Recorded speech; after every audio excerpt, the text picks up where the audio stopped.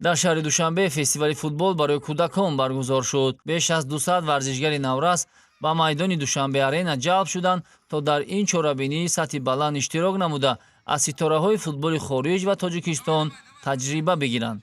Фестивал дар доираи лоиҳаи Ватани Солим баргузор гардида, ҳадаф аз он тарғиби тарзи ҳаёти солим ва ҷалби ҷавонону наврасон ба тарбияи ҷисмонӣ мебошад. фестивали мазкур дар як сатҳи баланд яъне доир гардид.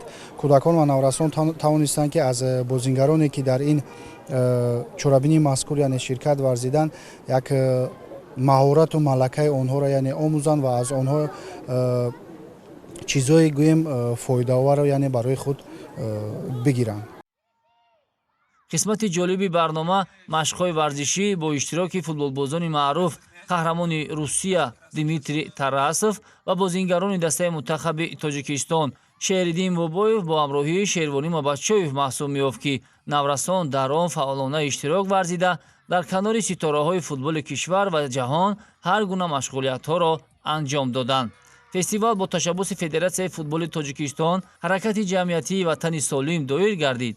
гурӯҳи ҳаракати Ватани Солим аввалин бор аст, ки чунин чорабиниро берун аз марзи Русия мегузаронад ва маркази баргузории он пойтахти Тоҷикистон шаҳри Душанбе интихоб шудааст.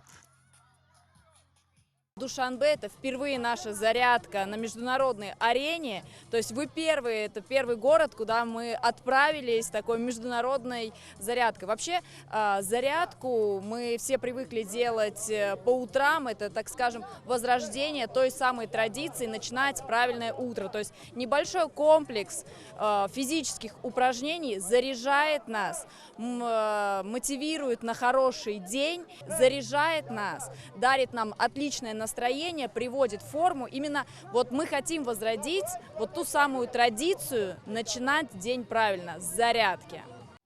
иштирокчиёни фестивал хушу хурсандона дар канори футболбозони касбӣ маҳоратсанҷӣ намуда, ҳамзамон бозии футболро низ анҷом доданду маҳорат ва ҳунари худро ба меҳмонон нишон доданд. Мне очень понравилось, очень гостеприимный народ. Понравилось, что я увидел, пока ехал сюда на стадион. Еще много футбольных площадок, значит, спорт здесь развивается, это классно. И сегодня мне посчастливилось провести первую международную зарядку вместе со Здоровым Отечеством.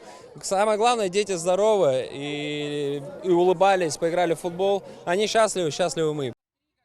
дар интиҳои чорабинӣ ба ҳар як кӯдак тӯб бо имзои ситораҳои футбол тақдим карда шуд. чунин чорабиниҳо як қадами муҳиму устувор ба сӯи ояндаи солим ва тарбияи насли наврас ба хусус футболбозони оянда мебошанд.